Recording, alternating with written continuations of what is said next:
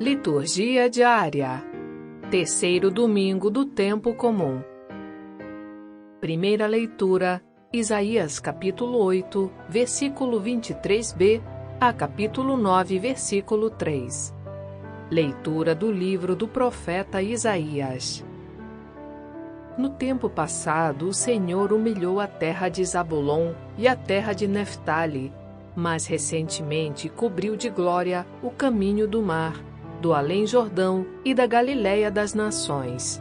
O povo que andava na escuridão viu uma grande luz. Para os que habitavam nas sombras da morte, uma luz resplandeceu. Fizeste crescer a alegria e aumentaste a felicidade. Todos se regozijam em tua presença, como alegres ceifeiros na colheita, ou como exaltados guerreiros ao dividirem os despojos. Pois o jugo que oprimia o povo, a carga sobre os ombros, o orgulho dos fiscais, tu os abateste como na jornada de Madiã. Palavra do Senhor. Graças a Deus.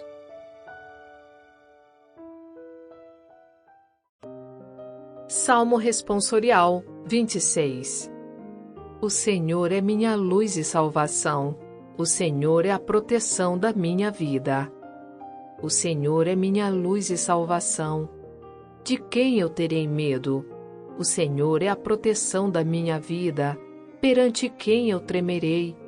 Ao Senhor eu peço apenas uma coisa, e é só isto que eu desejo: habitar no santuário do Senhor por toda a minha vida, saborear a suavidade do Senhor e contemplá-lo no seu templo. Sei que a bondade do Senhor eu hei de ver na terra dos viventes. Espera no Senhor e tem coragem. Espera no Senhor. O Senhor é minha luz e salvação. O Senhor é a proteção da minha vida.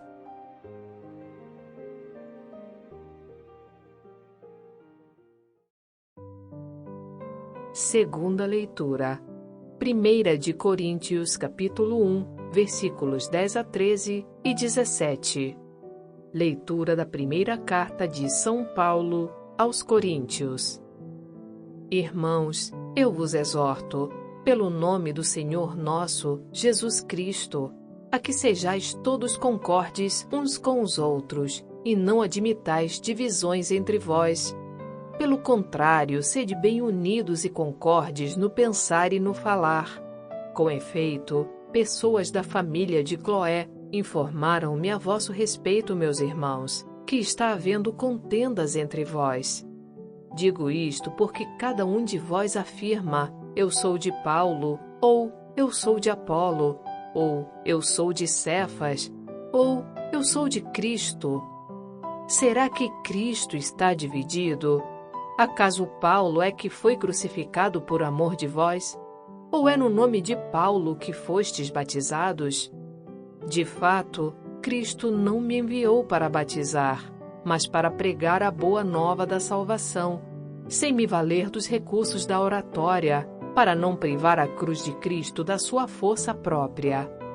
Palavra do Senhor. Graças a Deus.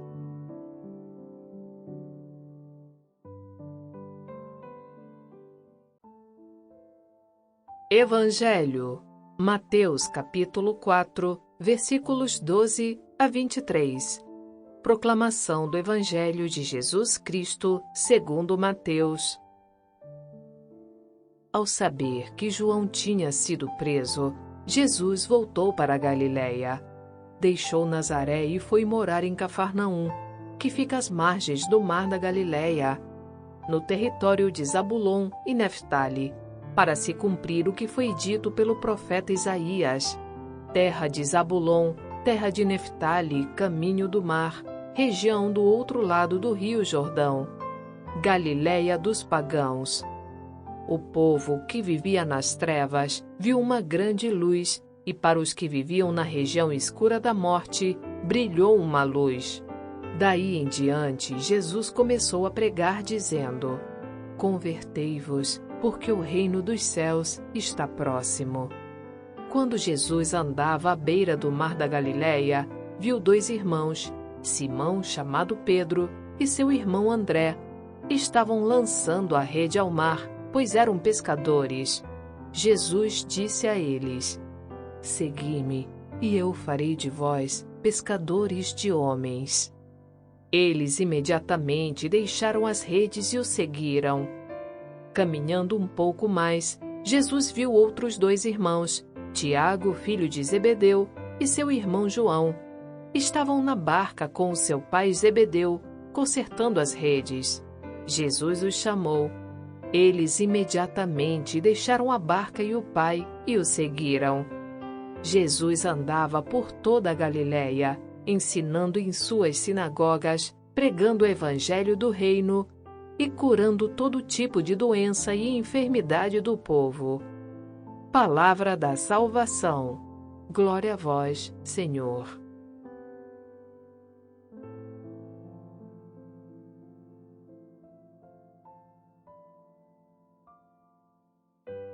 Conversando sobre a palavra com Antônio Santoro. Oi pessoal, oi Sônia, tudo bom com vocês? Sejam muito bem-vindos a mais um programa Conversando sobre a Palavra, onde a gente tenta levar para vocês uma explicação das leituras das nossas missas numa linguagem fácil, numa linguagem acessível, numa linguagem que todos possam compreender. E para que vocês possam nos ajudar a fazer com que o nosso programa chegue a cada vez mais pessoas, eu peço a vocês, deixem um joinha agora no nosso vídeo, deixem um comentário nos nossos vídeos também, compartilhem o nosso trabalho nos grupos da família, da igreja, dos amigos, para qualquer pessoa que você acha que vai gostar também do Vox Católica. Todas essas atitudes, gente, ajudam o YouTube a entender que o nosso trabalho é relevante e ele mostra o nosso vídeo também para mais pessoas. Portanto, o joinha, o comentário, o compartilhamento, a inscrição no nosso canal, né? Quem não é inscrito, se inscreva no nosso canal. Todas essas coisas são importantes para nós e são formas de vocês também nos ajudarem a evangelizar. Desde já, pessoal, muito obrigado. Pessoal, hoje nós celebramos o 3º domingo do tempo comum. E a liturgia da nossa missa nos mostra a manifestação de Deus que vai fazer brilhar a sua luz salvadora sobre o nosso mundo, que vai dissipar as trevas que envolvem a existência das pessoas, mostrando para elas um novo caminho, um novo modo de vida, uma vida que vai ser guiada pelos valores do reino de Deus. A nossa primeira leitura de hoje é retirada do livro do profeta Isaías, mais uma vez, e nos mostra exatamente o anúncio dessa luz que Deus vai fazer brilhar sobre as montanhas da Galileia e que porá fim às trevas que deixam na penumbra a vida de tantas pessoas que são submetidas às injustiças, ao sofrimento e ao desespero. Muitas dessas pessoas são prisioneiras nas suas vidas, mesmo que aparentemente elas vivam uma situação de liberdade. E o profeta Isaías anuncia a chegada dessa luz que vai vir para mudar a situação delas. Uma luz que não somente ilumina, mas que principalmente liberta. O livro do profeta Isaías mostra para a gente um grande conjunto de promessas que são ligadas à vinda de um Messias, que mesmo sem uma data definida, exorta o povo para que a sua esperança seja mantida, porque com a chegada desse Messias prometido, vai se estabelecer na terra um mundo marcado justamente pela justiça e pela paz, um novo mundo prometido para as pessoas da parte de Deus. De acordo com os estudiosos das Sagradas Escrituras, o trecho que a gente leu hoje foi escrito já no final da vida do profeta, por volta do final do século 8 a.C. Os registros históricos mostram que no ano 721 a.C., o reino da Assíria havia conquistado a região da Samaria, que era a antiga capital do reino de Israel. Os assírios, por sua vez, mantinham um regime que oprimia e que humilhava os povos que haviam sido conquistados por eles. E no caso que nós vemos na leitura, nós temos a menção a duas regiões onde isso acontecia. Um local em que habitavam algumas tribos situadas no norte de Israel. Precisamente o profeta se refere às regiões de Zabulon e de Neftali. Gente, definitivamente, essa não foi uma boa época para os povos que viviam na região norte da Palestina, né? Foi um período de muita desolação naquela região, uma época de muitas mortes. Por outro lado, na parte sul de Israel, onde a capital era Jerusalém, né, porque Israel era dividido entre dois reinos, o do norte e o do sul, né? Então, o reino do sul, a capital era Jerusalém, e o reino do norte, a capital era Samaria. Então, a parte sul de Israel, ela vivia sob o reinado de Ezequias. Esse rei tinha feito uma aliança política com outros países para que eles pudessem enfrentar o reino dos assírios, que naquele momento era a maior ameaça militar que pairava sobre Israel. O profeta Isaías havia se manifestado contra essa aliança, porque no seu entendimento, as alianças com povos estrangeiros eram uma forma de infidelidade para com Deus, porque significavam colocar a esperança e a confiança do povo nas mãos de outras pessoas, ao invés de colocá-las nas mãos de Deus. Mas mesmo com a opinião contrária de Isaías, o rei Ezequias firmou essa aliança, que de nada adiantou, porque os assírios tomaram Jerusalém e submeteram a todos. Foi nessa época que Isaías, que estava desiludido com a política do seu país, começou a sonhar com uma intervenção de Deus em favor do povo. Uma intervenção que pudesse libertar as pessoas do jugo pesado que tinha caído sobre elas. Essa intervenção iria inaugurar um tempo de justiça, um tempo de liberdade e de paz para todos. Esse é o contexto da nossa leitura de hoje. Percebam, gente, que esse texto do profeta Isaías está repleto de palavras que definem situações opostas entre si. Querem ver? Por exemplo, humilhou, cobriu de glória. Escuridão, luz. Sombras de morte, luz que resplandece. Se a gente olhar atentamente, a gente vai ver que as palavras que têm um significado negativo, elas fazem referência à situação que o povo estava vivendo. E as palavras com significado positivo fazem referência à situação futura que seria vivida pelo povo. Mas como o povo conseguiria passar dessa situação de humilhação, de escuridão e de morte, para uma situação de glória, de luz e de alegria? O profeta fala que uma luz iria começar a brilhar por cima das montanhas da Galileia. E essa luz irá iluminar toda a terra. É exatamente essa luz que vai acabar com as trevas. E aqui a gente precisa entender trevas como símbolo de tudo o que pesava sobre as pessoas. E vai ser a responsável pelo início de um tempo de alegria e de paz sem fim. É exatamente essa luz que vai acabar com as trevas. E aqui a gente tem que entender trevas como um símbolo de tudo o que pesava sobre as pessoas. Essa luz vai ser a responsável pelo início de um tempo de alegria e de paz sem fim. E para poder definir essa alegria que toma conta das pessoas, que vai tomar conta das pessoas que sofriam tanto, o profeta se utiliza de duas imagens muito simbólicas. Primeiramente, ele menciona a imagem do fim das colheitas, quando existia abundância de alimentos para todos, e o povo realizava grandes festas, onde dançavam com alegria, comemorando esse evento. E a outra é a imagem dos guerreiros, que após vencerem uma batalha, dividem entre si os despojos, as conquistas, comemorando a vitória. E a força pessoal que vai provocar essa transformação, que vai provocar essa mudança, é o próprio Deus. Não há dúvidas de que o tu, que é mencionado no último versículo da leitura, quando o profeta diz: pois o jugo que oprimia o povo, a carga sobre os ombros, o orgulho dos fiscais, tu os abatestes como na jornada de Madiã. Esse tu, pessoal, é o próprio Deus. Ele é a luz, é o agente de transformação, que vai transformar a realidade daquele povo.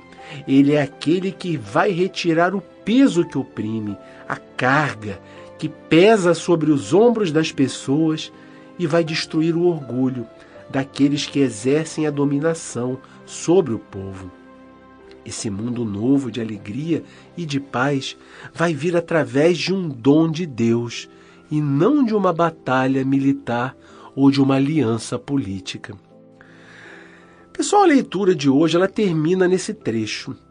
Mas se a gente continuar a ler a sequência do livro de Isaías, a gente vai ver ainda que ele menciona a chegada de um menino, enviado por Deus para restaurar o trono de Davi e estabelecer um reino de justiça baseado no direito.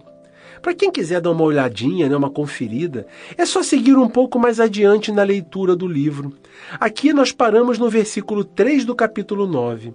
Mas esse trechinho está logo na frente, nos versículos 5 e 6 desse mesmo capítulo. Fazendo essa leitura mais abrangente, a gente vê a completude da promessa messiânica que foi feita através de Isaías.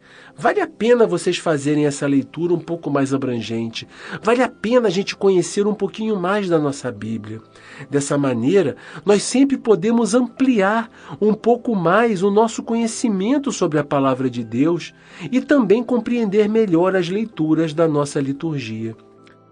Pessoal, para a gente poder concluir, esse texto do profeta Isaías fala sobre Jesus, sobre essa luz que vai brilhar sobre o mundo e que vai dar sentido pleno a essa mesma profecia. É Jesus quem vai vencer as trevas e a escuridão que mantém as pessoas escravizadas pela opressão, pela injustiça e pelo egoísmo. Ele vai começar um novo tempo de luz, de justiça e de paz.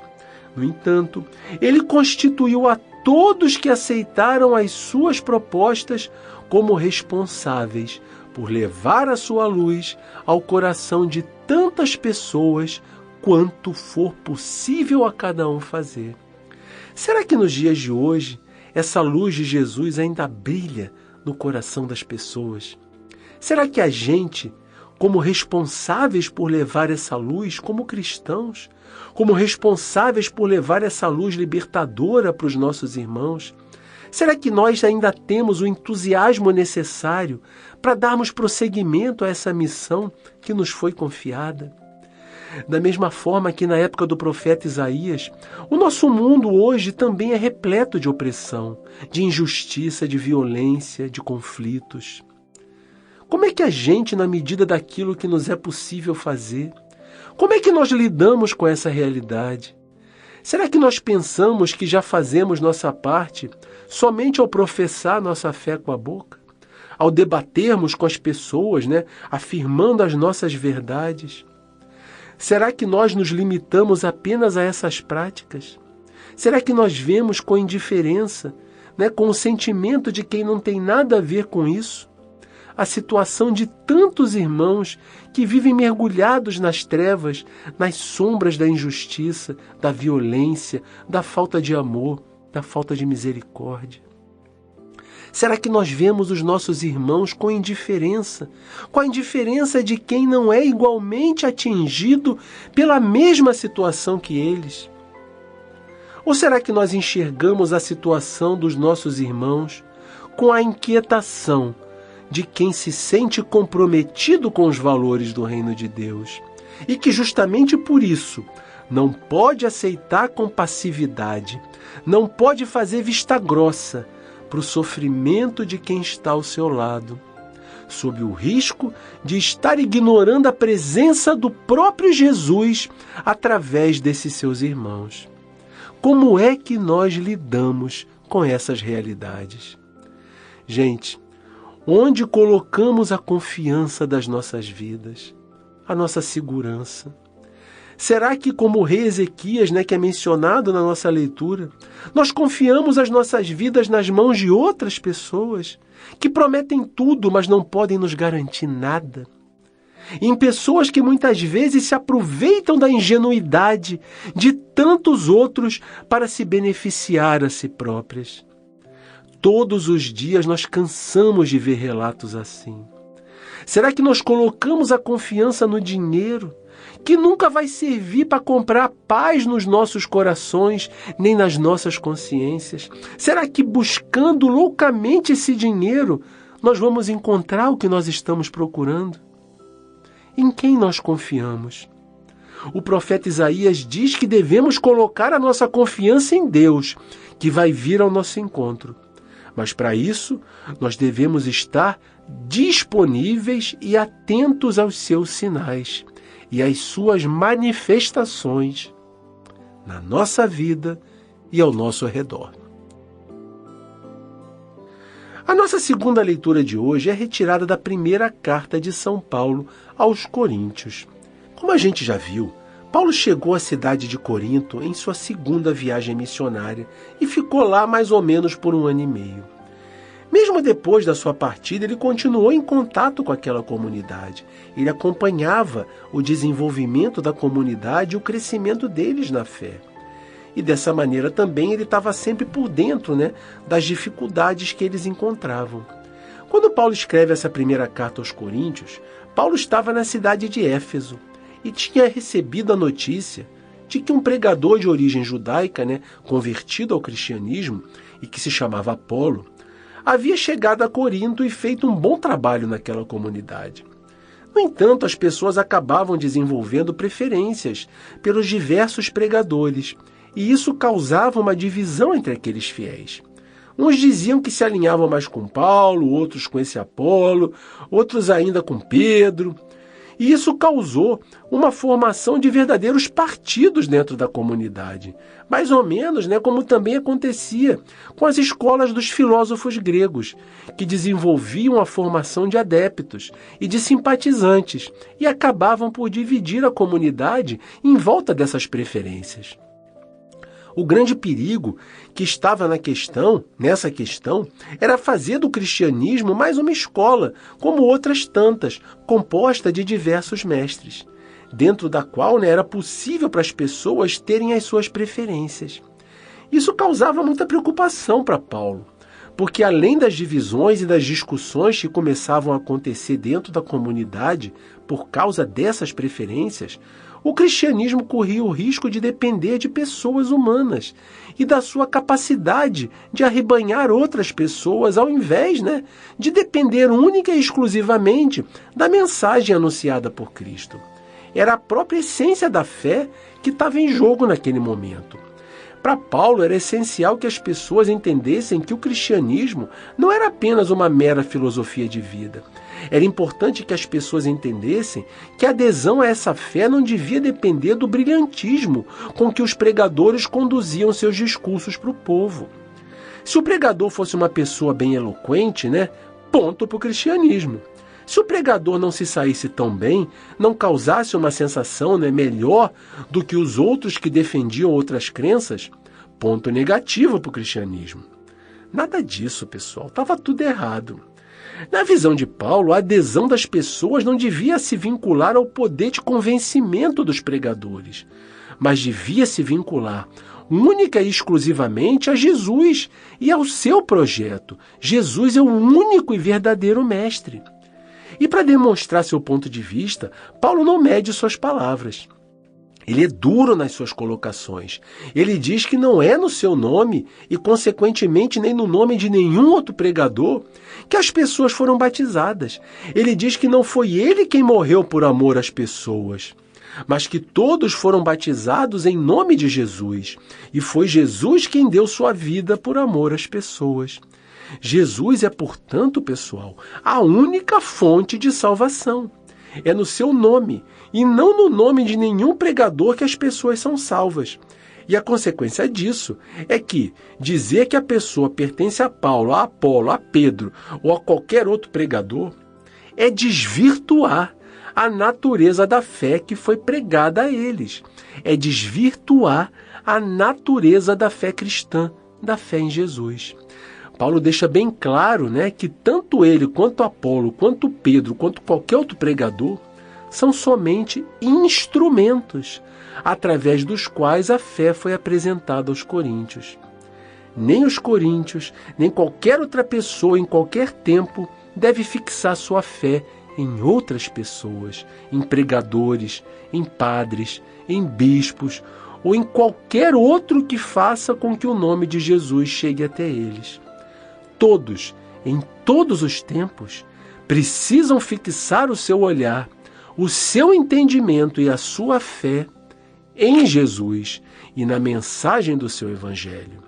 Pessoal, a nossa vivência cristã, como católicos, não deve depender nunca do carisma das pessoas que conduzem nossa comunidade. Se nos deixarmos levar por essas coisas, nós vamos ser seguidores dessas pessoas e não seguidores de Jesus.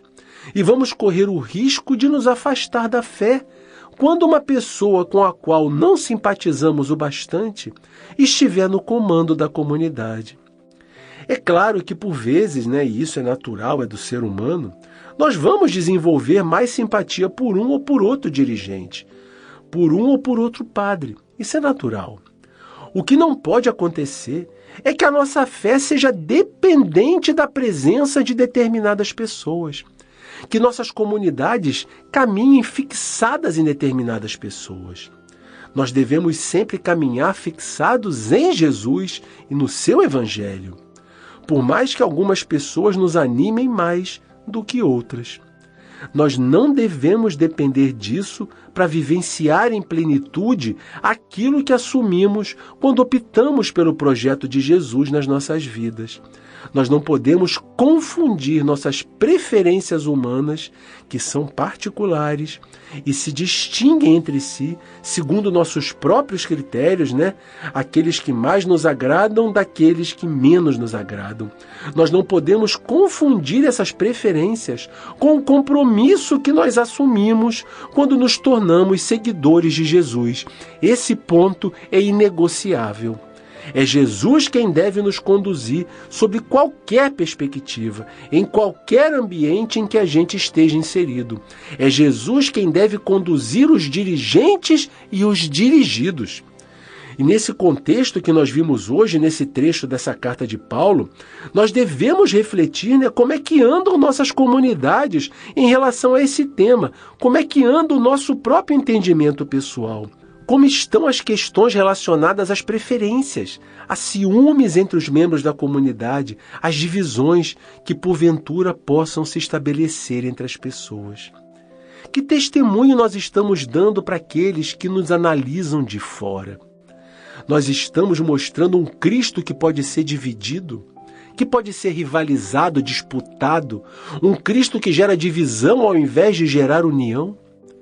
Nós estamos sendo um reflexo de uma comunidade que está agindo de forma imatura, que está olhando mais para as preferências pessoais, mais para os seus projetos pessoais do que para o projeto de Jesus?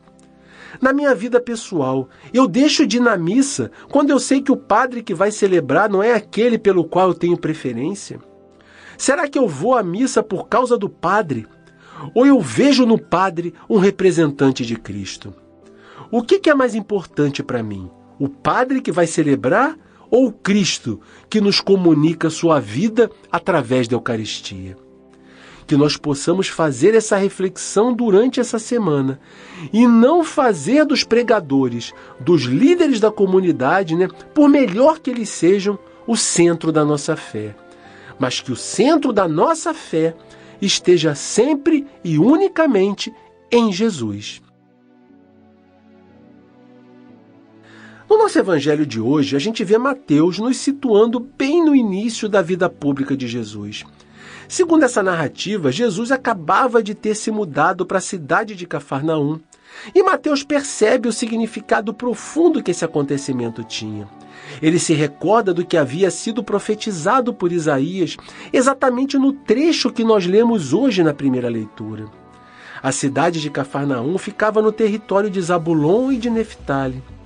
Esse território era justamente aquele mencionado por Isaías, e que iria receber a luz que iluminaria as trevas e retiraria as pessoas da sombra da morte em que elas estavam vivendo. Percebam, pessoal, que Mateus contextualiza esse início da vida pública de Jesus, a chegada dessa luz que havia sido profetizada por Isaías justamente na terra da Galileia. A região da Galileia era um local onde havia uma grande confluência de povos de diversos lugares. Então Mateus, já no início da sua narrativa, já nos dá a entender que a luz se manifestou para todos aqueles que ali estavam. A luz não se manifestou num lugar onde havia exclusividade para os judeus. A luz se manifestou num local de convergência de diversas nações. Cafarnaum era um local onde os gentios e os judeus viviam muito próximos. Portanto, gente, a salvação de Jesus tinha chegado não só para os judeus, mas para todas as nações. E logo em seguida, Mateus nos mostra Jesus narrando a essência da sua missão para as pessoas, Jesus diz: convertei-vos, porque o reino dos céus está próximo. Jesus conclamava as pessoas a mudarem de vida, porque a salvação de Deus estava muito próxima delas. O reino de Deus tinha chegado para elas. Logo em seguida, Mateus começa a apresentar as primeiras pessoas que viriam a se tornar os primeiros discípulos de Jesus, aqueles que seriam seus companheiros de missão. E aqui, nós precisamos ter o entendimento do que significava a expressão Reino de Deus.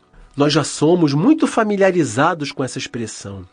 Mas na concepção das pessoas daquela época, que viviam decepcionadas com a atuação daqueles que governavam sobre elas, dos reis, que tanto tempo mandaram em Israel, e sobre esses reis, os livros do Antigo Testamento estão cheios de narrativas de injustiças que eram cometidas contra os mais fracos, contra os mais vulneráveis, da falta de respeito com que esses reis tratavam aqueles que eram subordinados à sua autoridade.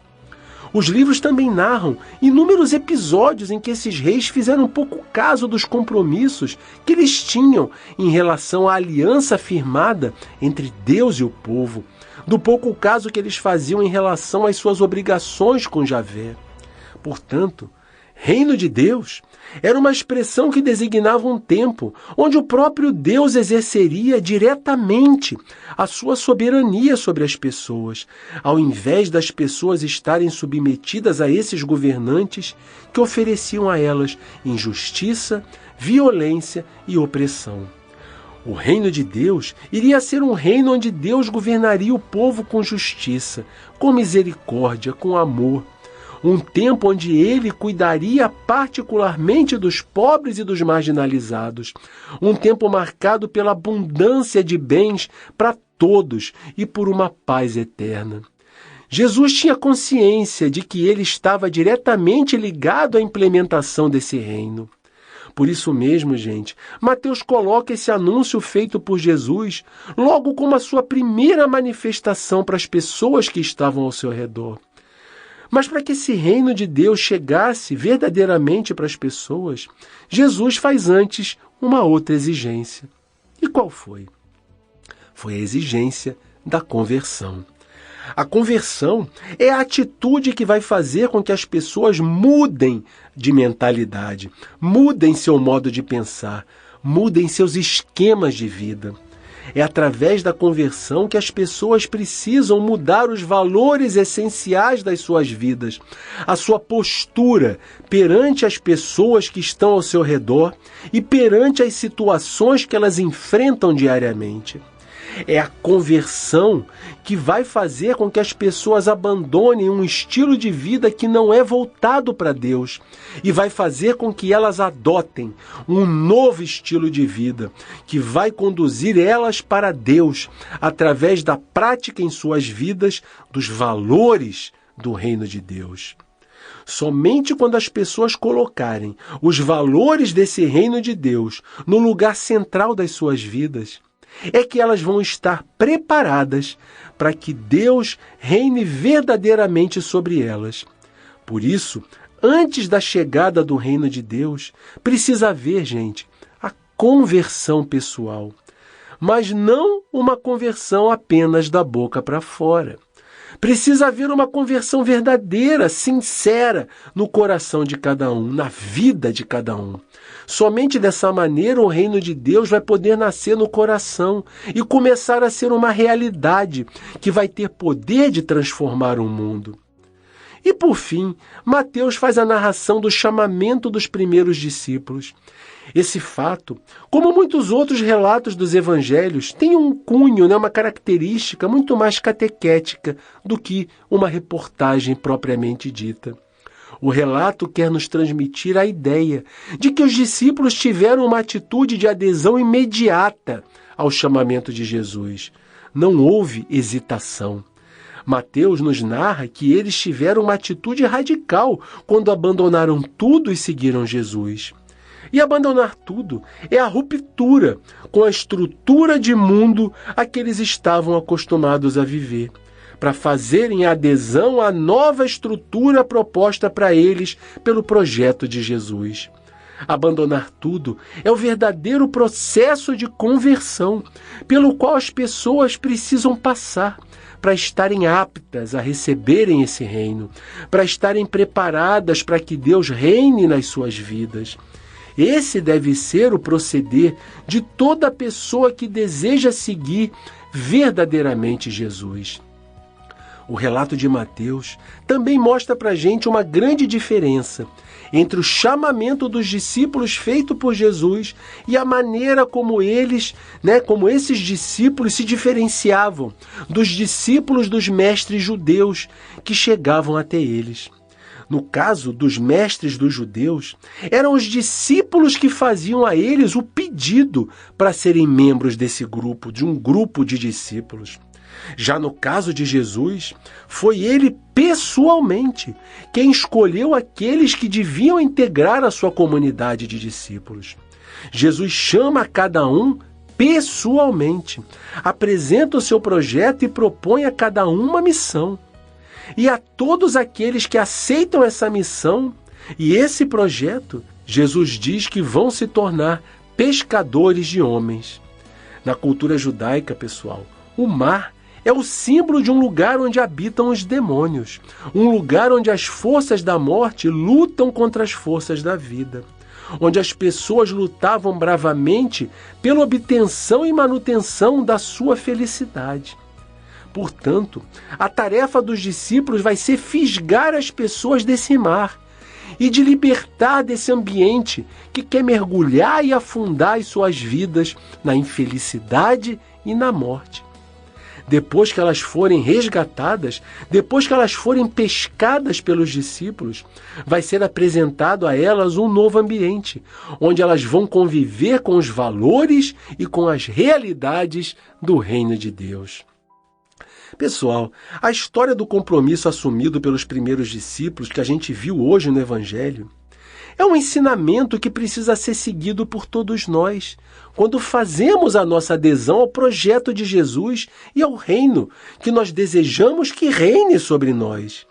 Nós devemos ter plena consciência de que, primeiramente, é Jesus quem nos chama e nos faz a sua proposta.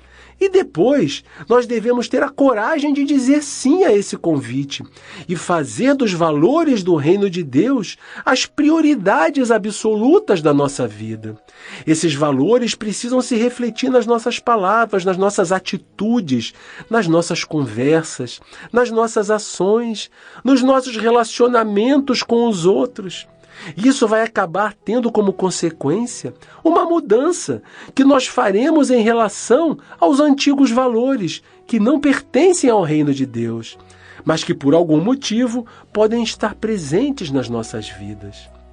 Gente, tudo isso é um processo que leva tempo, mas pelo qual devem passar todas as pessoas que respondem positivamente ao chamado de Jesus. Não é algo que acontece de um dia para o outro, mas é uma decisão radical que nós devemos tomar e que, com a ajuda do próprio Jesus, que não só nos chama, mas também nos dá as condições de segui-lo, com a ajuda dele, nós certamente conseguiremos fazer se tornar uma realidade em nossas vidas. Nós vamos tropeçar, nós vamos errar, nós vamos cair, mas Jesus vai estar com a mão estendida para nos levantar. O que Ele quer de nós não é a perfeição. O que Ele quer de nós é que nós tenhamos um compromisso sincero no nosso coração, um compromisso de conversão, um compromisso de mudança de vida, um compromisso de adesão aos valores do seu reino. Pessoal, muito obrigado. Quem não deixou um joinha, deixa um comentário, compartilhe o nosso trabalho, se inscreva também no nosso canal, nos ajude a evangelizar. Um grande abraço para cada um de vocês e até o nosso próximo programa. Obrigada, Antônio. Obrigado, ouvintes. Tenha uma excelente semana e que Deus abençoe a todos.